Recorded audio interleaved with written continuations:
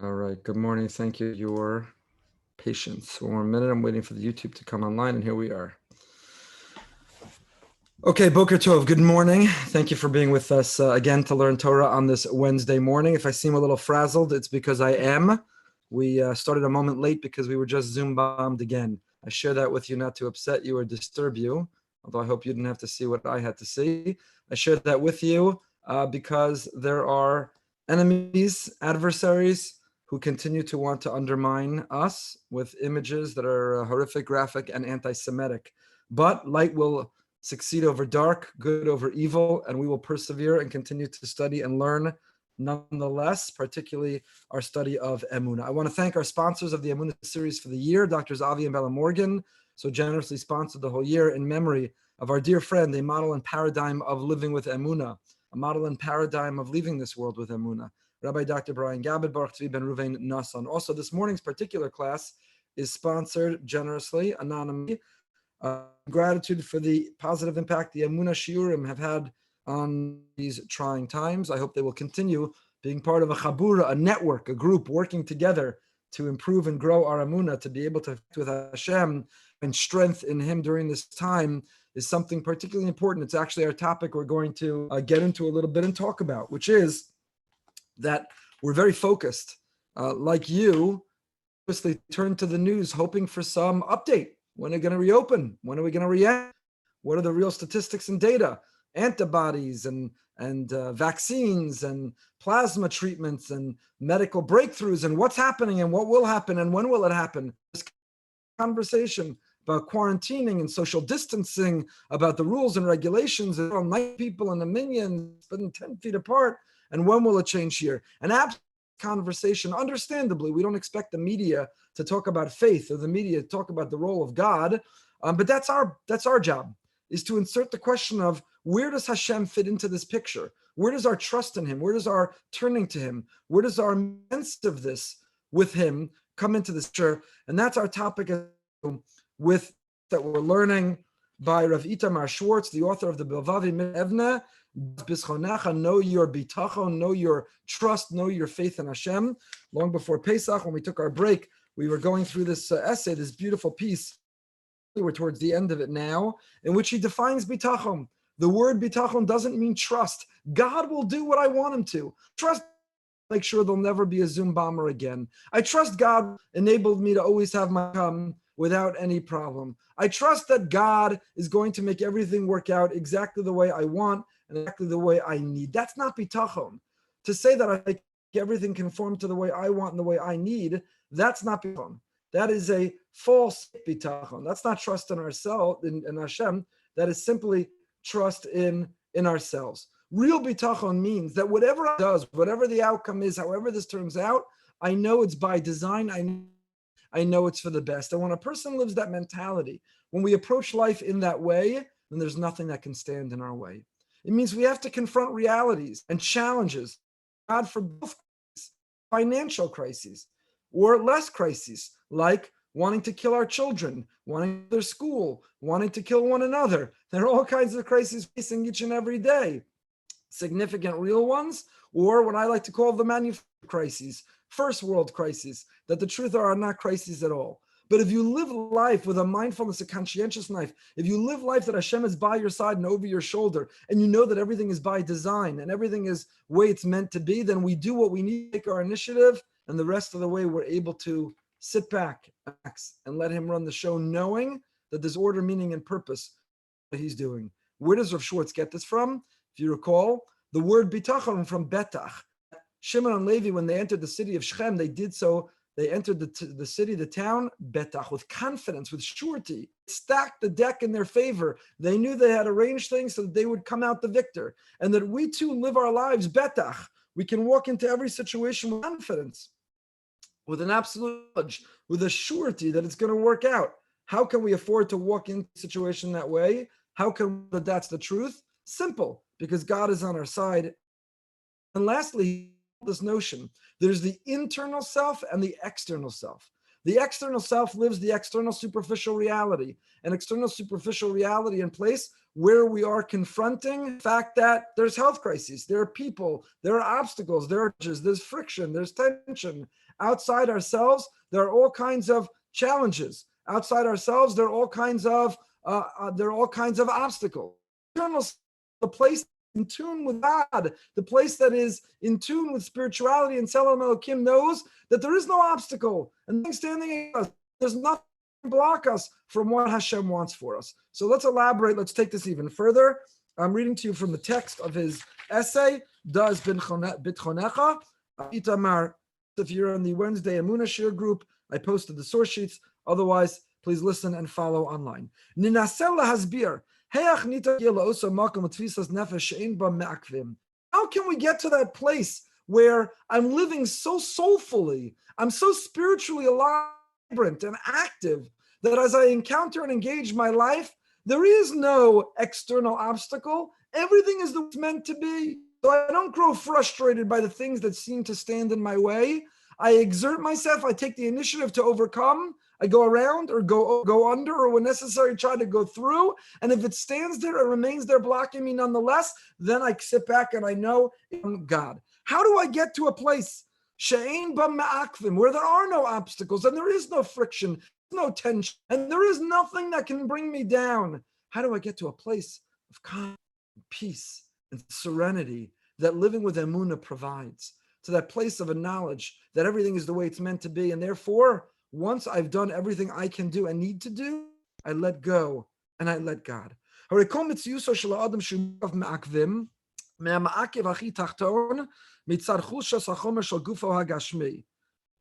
reality, reality is surrounded by obstacles and impediments. Down here, low ones, there's the food I'm tempted to eat, I know is not good for me. There is the Wi-Fi, which is slow when I'm trying to stream classes that I'm giving. There are people who are not behaving or conforming to how I want them to behave to make my life go easy. That cooperated good on the promise of the government loan stimulus. Whatever the obstacle or challenge, our world is filled and surrounded by them. There's the light, which is red when I wanted it to be green.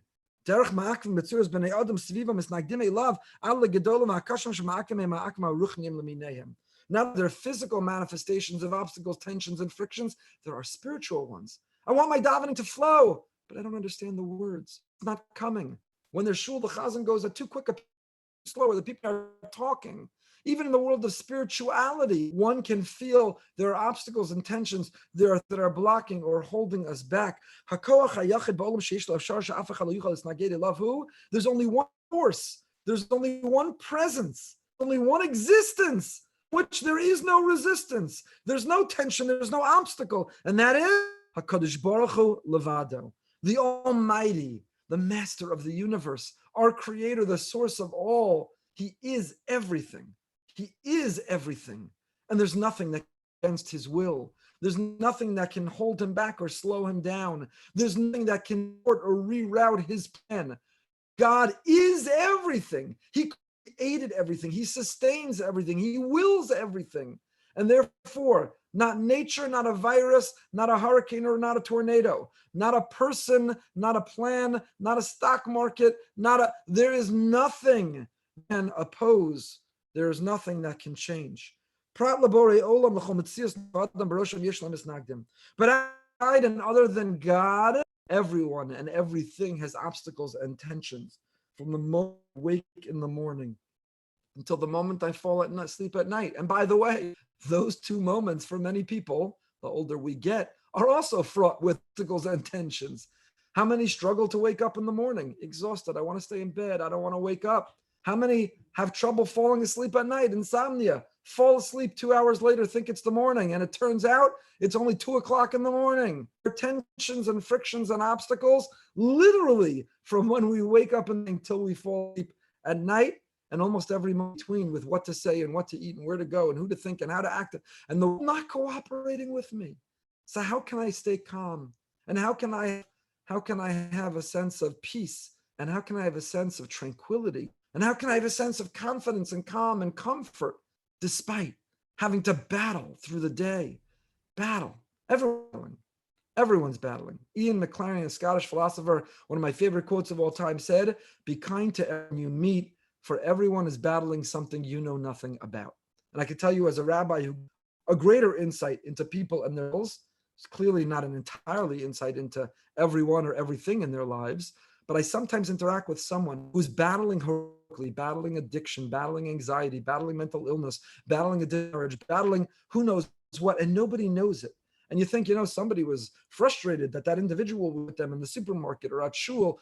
If they only knew what this person is battling. Everyone's battling something that others know nothing about, which is a reason to be kind to everybody and to give the benefit of the doubt, because we never know what others are battling. Our lives are characterized by battling from when we wake up till we fall asleep.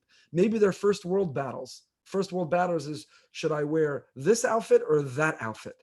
Should I buy home this? Should I go on that vacation or this vacation? There are first world battles, and then there are the battles of the highest order. Will my loved one make it through the day? Will they get off this ventilator? Will they survive? What will my life look like financially if I can't recover? There are those battles and everything in between. Hagdaras habitachon habasis hapshuta v'amukaras l'kol she'anu botchem b'borei olam. What is the definition of bitachon? I trust you, Hashem. Battling from the morning to the night, but I trust you. You're my general. You're my sergeant. You're my commander. And I'm going into battle. And I know that you have my back. I trust you. Zoe hagdara nachona v'amita sh'hakadosh baruch hu kol yachol. God is all power. L'chein anu botchim bo shu yachol la'ashlim lanu es kol chasronosenu l'sapek kol tzarchenu. He can bail us out of every situation. He can save the day in any moment. He does. We should recognize it and thank him and then praise him. He doesn't. It's because he's chosen not to. And it's not what's meant to be for us. He's capable of all. So there is nothing that God can't stop. There's no hurricane. There's no tornado. There's no virus. Nothing. There's no pandemic. He can't. If he chooses, there is a reason. What's that reason? Yesterday was Yom HaShoah. We talked about the questions that have no answers. And we heard from the best extraordinary survivors who said that instead of searching for the answers, have the question, see the blessing in your life, Hashem, and focus on what is, not what isn't. Focus on what you have, not what's missing. Focus on where you see it, where he seems absent. It's a mindset, it's a mentality, it's an attitude. It's a choice that we make every day. A choice. What is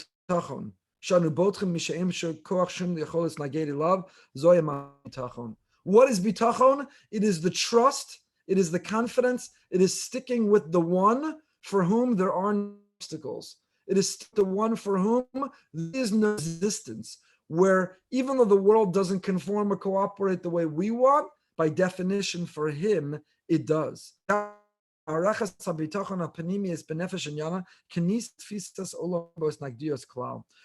is bitachon. I want to describe to you what it is.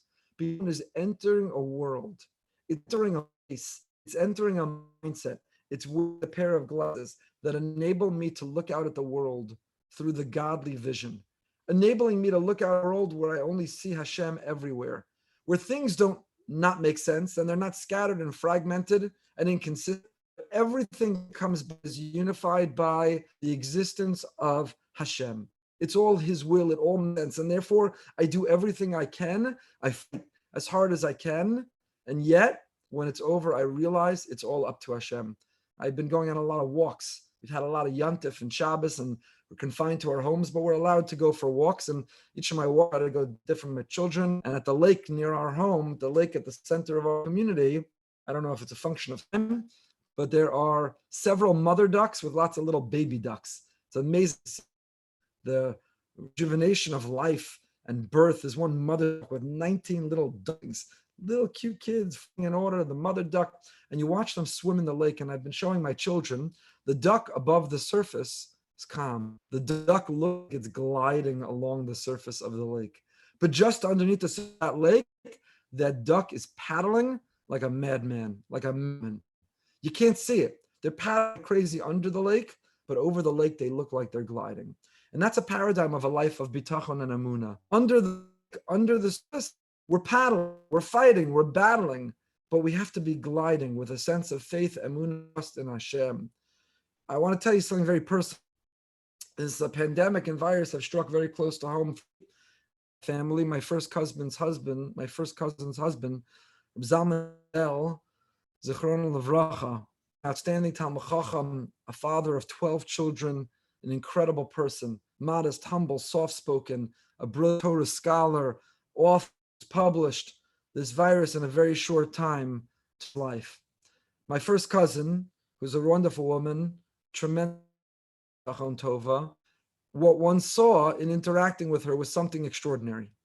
Through the very few, tragically, literally only a few days from when he contracted the illness until it took his life, she was fighting like crazy.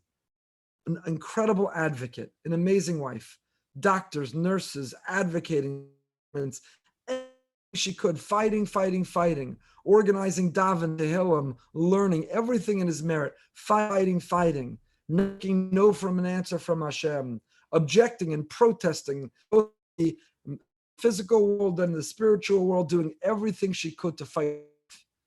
And the moment his life was taken, and through this process of Shiva and of mourning, entire mindset switched.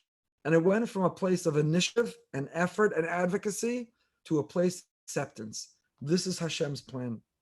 I can't imagine or leave life without my husband, the father of 12 children, grandfather. I can't imagine. I don't understand why, but I accept this is Hashem.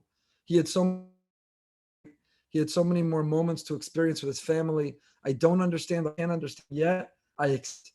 This is his will. This is the plan. And to me, she's that of what we're learning about, literally put into practice. To paddle under the water, to take that and to act, to work, to protest, to object, and yet to then glide with, to have the peace and the tranquility to say, it might be painful, but I understand it's all from him. Everything comes from someplace. Is that and I thank you for allowing me to share something personal. Tragically learned this from her own mother, my aunt, my beloved Aunt Malki Zar, Zichrona Levracha, who herself was bedridden, struggling with cancer for many years when her husband, my uncle, Rabbi Eli Zar, passed away suddenly out of nowhere of a heart attack in a moment on Erev Sukkah several years ago. So my cousin saw her mother recover from the sudden loss of her husband, experienced it with her father, and my aunt was the same way. To be able to transition from a place of disbelief and doubt to a place of acceptance and calm, tranquility, and the choice of the recognition to see Hashem. My friends, I don't mean to suggest that this is easy. I don't mean to suggest that it's so expected of all of us. It's a level that we aspire to. But these are examples of what we're capable of, that it is possible, and that if we do, our lives are enriched in the process, not lost. It's not that if you choose to live with Emunah Pshuta, you are somehow more superficial, you're somehow less sophisticated, you're somehow inferior or pathetic. It's the opposite. When you choose to live in bitachon, when you enter the day of your life, so to say, like Shimon and Levi, betach, when you enter with a confidence that, you know what, I don't understand it, and it's painful to adjust to it, but I accept that it's the will of Hashem, and I'm confident it's meant to be, that one day it will all make sense. One day, I will understand it. That's our mission. That's our challenge. That's what a life of bitachon is all about. Take my initiative. Do what I need to do, but then submit to a Kadosh Baruch Hu. And that yields a life of peace and calm and tranquility.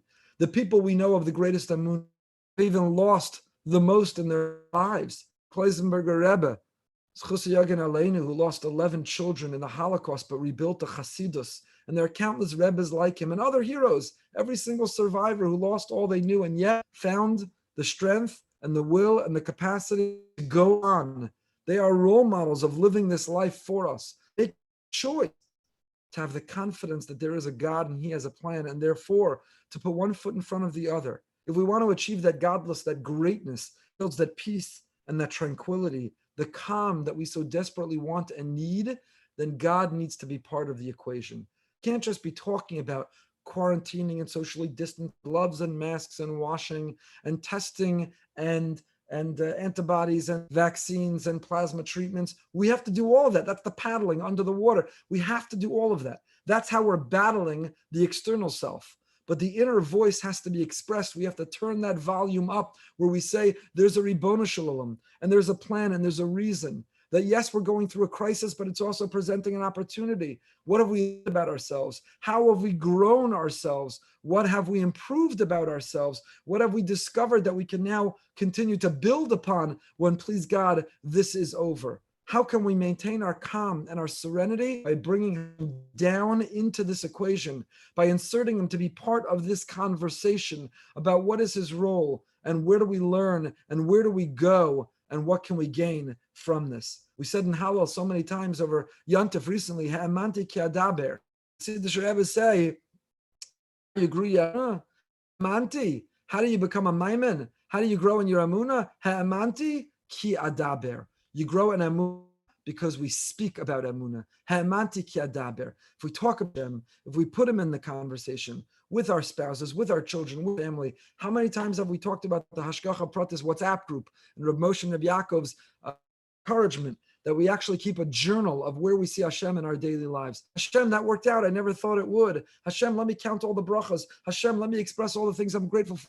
Hashem, enumerate the things that seemed coincidental, but clearly were designed from you. Hashem, let me enumerate all the times I feel your presence, your hand, your supporting arm in my life every day. The moment journal we record and the moment we share that. If I speak about you in life, if I'm looking for you, I'll find you. I'll find the lake and the ducks and the iguanas and the storks and the trees. I'll find you in the fact that I walked outside this morning and it was 67 degrees with humidity. And that we have changed already by now. But in almost May, you have been a cool, unexpected breeze.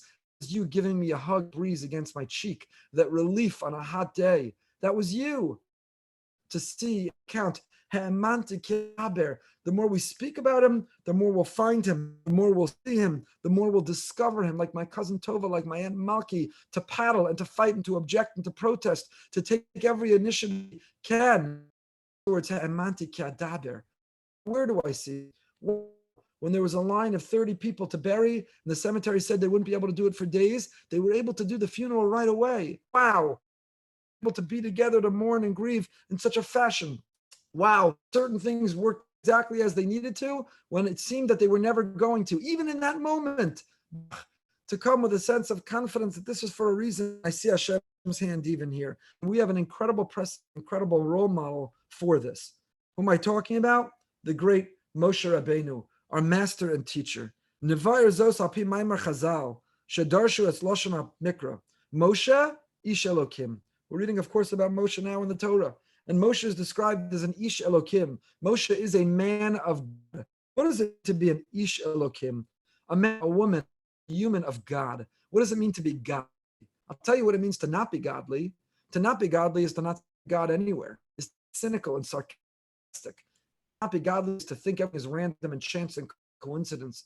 To not be godly is to be like a Malek, Mikra. Everything is happenstance. Kor, you pour cold water and try to extinguish people's fire, their passion, their excitement, their enthusiasm, their duality. That's what it means to not be godly. What does it mean to be godly? What does it mean that Moshe is an Ish Elokim?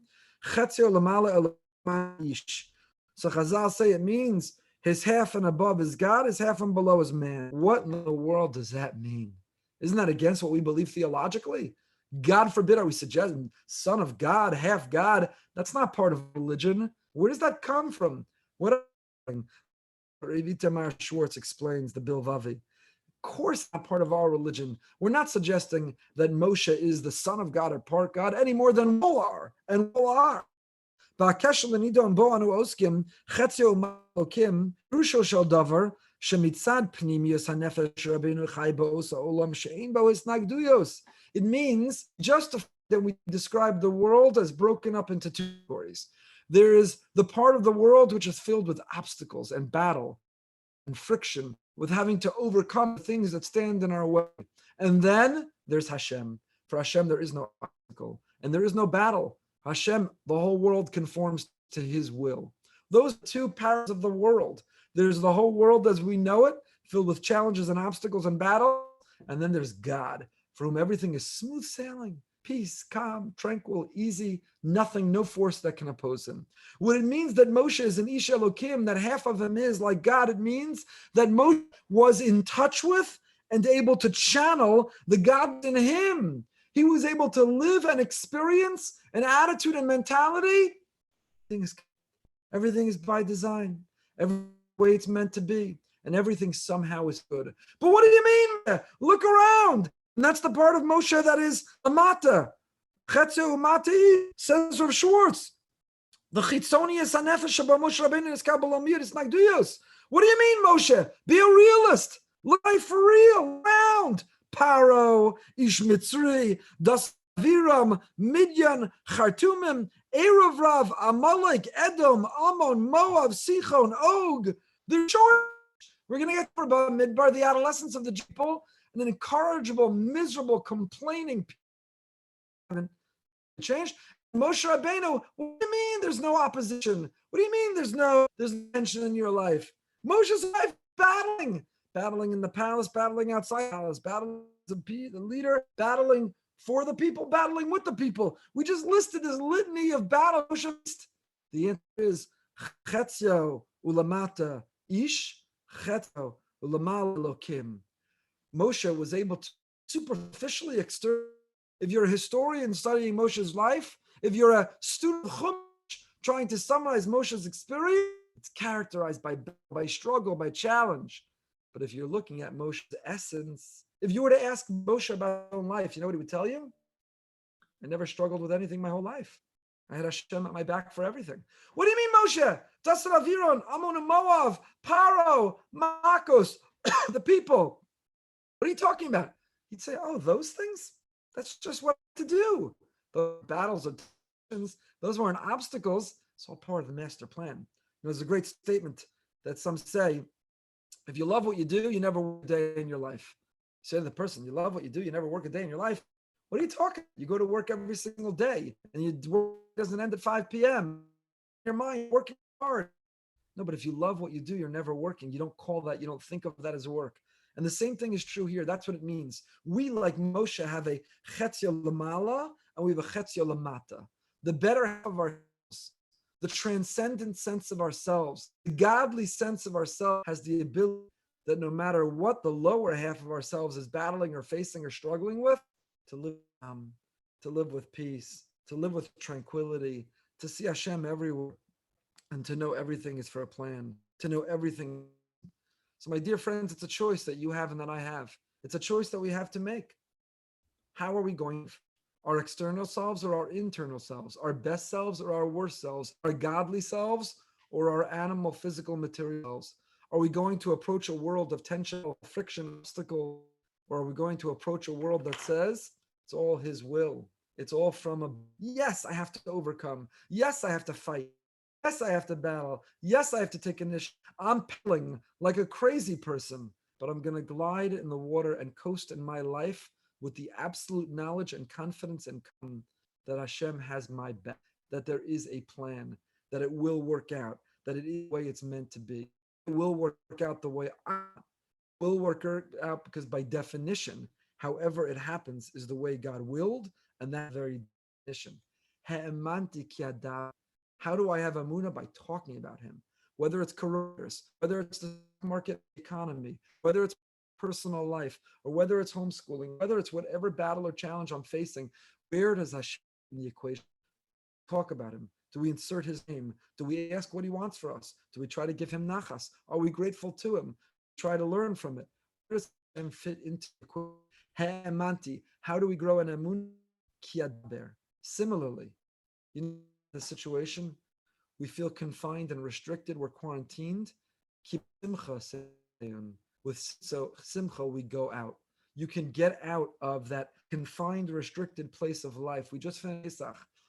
Pesach is min ha-meitzar karasika Mitzrayim. The word Mitzrayim comes from Meitzar, a narrow place. When I feel the roof is caving in, what's the plan, Hashem? I gotta get out of my house already.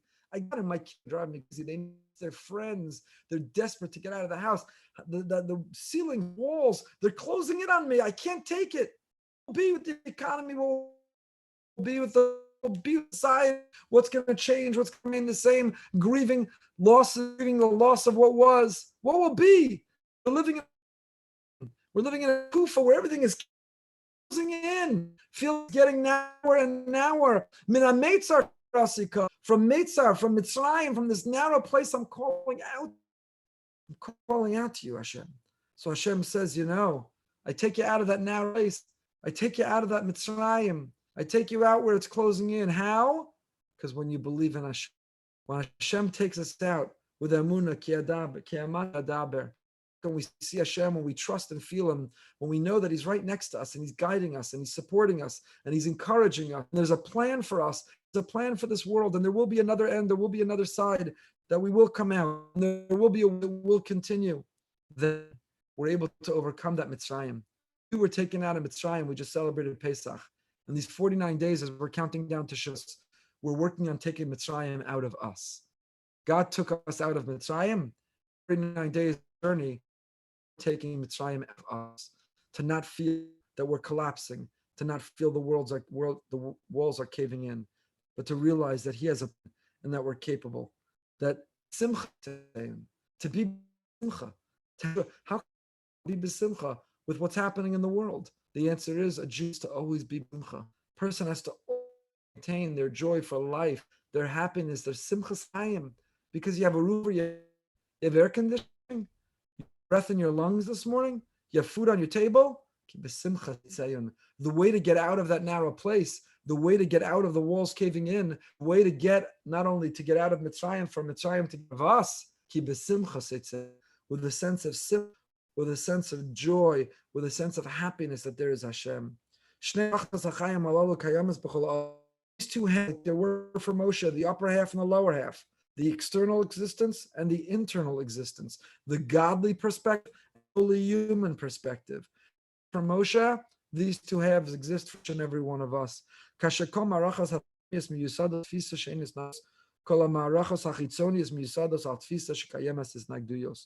have the choice to make. I'm living eternal self, I calm and tranquility in my life. I coast along the surface of the water. Or am I living my external self? Am I seeing all the obstacles? Am I living with the tension and the battling? Am I paddling like a man? Then I'll never have a peaceful day in my life. The choice is up to us. I hope we'll make the right one. And when we do, simcha sacham, and that simcha, that joy will take us out of that narrow place. That we will have our faith, because we think about Hashem. And when we do, we'll be able to endure with love and tenacity, like my cousin, like my aunt, and like so many other heroes. We do all that we need to, but in the end, submit and accept. We let go and we let God with betach, and then we can gain the that we all crave and desire. Wishing everyone a wonderful day.